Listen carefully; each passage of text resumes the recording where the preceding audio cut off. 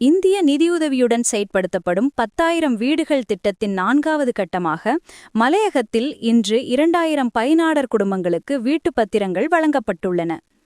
இந்த நிகழ்வு இன்று ஞாயிற்றுக்கிழமை காலை பண்டாரவளை பொது விளையாட்டு மைதானத்தில் ஜனாதிபதி அனுரகுமார திசாநாயக்க தலைமையில் ஆரம்பமானது.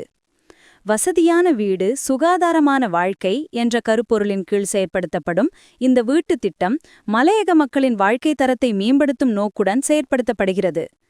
இது தொடர்பாக ஜனாதிபதி ஊடகப் பிரிவு வெளியிட்டுள்ள அறிக்கையில், இந்த வீட்டுத் திட்டம் மலையக தொழிலாளர்களுக்கு ஒரு வீட்டை வழங்குவதோடு மட்டுமல்லாமல் நாட்டுக்கு சேவை வழங்கும் மரியாதைக்குரிய குடிமகனாக அவர்கள் மாறுவதற்கான அடித்தளமாகவும் இருக்கும் என தெரிவிக்கப்பட்டுள்ளது.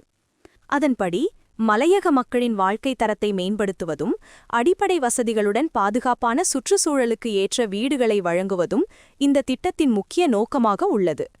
இந்த வீடுகளை பெறுவதற்கான சரியான வழிமுறையின் அடிப்படையில் பயனாளர்கள் தெரிவு செய்யப்பட்டுள்ளதாகவும் ஜனாதிபதி ஊடகப் பிரிவு தெரிவித்துள்ளது.